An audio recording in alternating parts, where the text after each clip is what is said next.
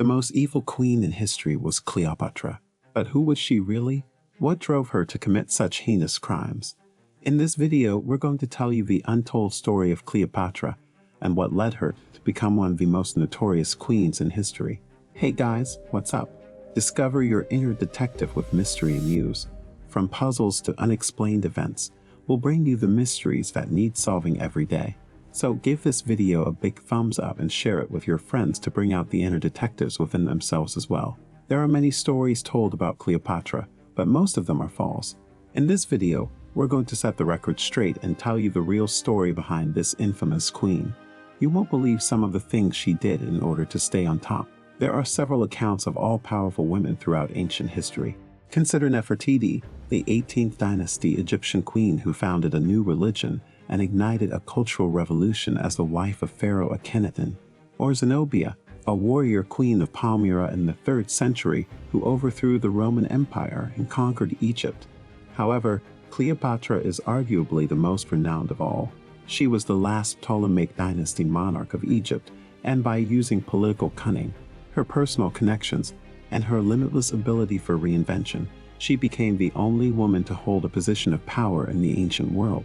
Despite this, the popular narrative of Cleopatra's life has remained notably plain more than 2,000 years after her death.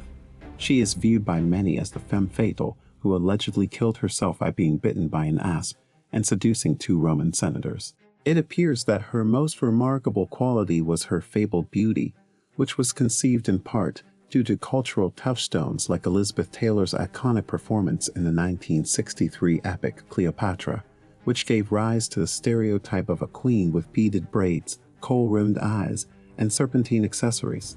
Regardless of whether or not Cleopatra was attractive, we know that what made her so powerful in the ancient world wasn't her looks or her renowned lovers, but rather the way she deftly used her public image to strengthen her position of power, master of charm.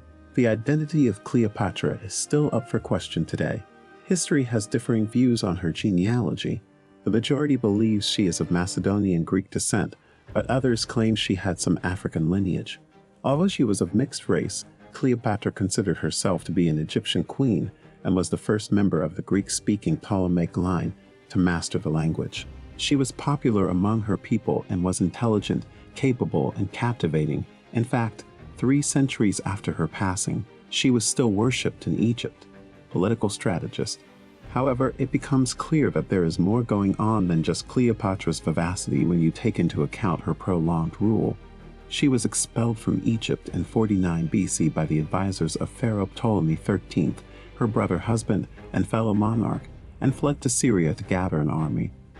Julius Caesar, who had flown to Alexandria to resolve the conflict, granted Cleopatra a secret audience sometime after she had returned to Egypt to assert her claim to the throne as her own. She apparently requested that her butler Apollodorus smuggle her into the palace dressed as bed linen to obtain access to the Roman general. She was able to depose her brother and take the throne for herself after making her case to Caesar and winning both his affection and support. Within a few months, she became pregnant, and in 47 BC, her skillfully planned coupling gave birth to Caesarion, a son and heir, reinterpreting the past. Despite Cleopatra's spectacular 2-decade rule, it was the queen's reputation, which was one of the key factors in keeping her huge kingdom alive in the face of Rome's growing dominance, that would hinder her in the afterlife. Following her passing, Octavian, Mark Antony's opponent and ultimate emperor, used Roman propaganda to legitimize the war by portraying the queen as a seductive temptress.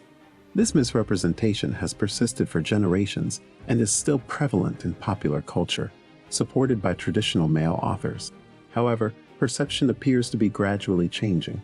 Leading Cleopatra experts like Taldesley and Egyptologist Joan Fletcher have been attempting to dispel the myth in recent years, highlighting fresh research and missing facts to bring the monarch's accomplishments back into the picture. A more realistic portrayal of Cleopatra may soon be shown on the big screen thanks to Gal Gadot's impending role in a movie that retells her narrative through women's eyes. It's crucial that we start thinking critically about the ancient queen today, more than ever since what we know about her accomplishments and the true nature of her character are arguably far more captivating. Cleopatra continues to hold the public's attention, we will have a much deeper understanding of Cleopatra and other female leaders from classical antiquity, one that will motivate us as much as it will intrigue us. If we let go of our obsession on aesthetic value and consider the objective facts from her own time. Do you guys agree with us? Let us know in the comments. If you liked today's video, show us some love by subscribing to our channel and hitting that bell icon to never miss an update from us in the future. See you soon in our next video. Bye.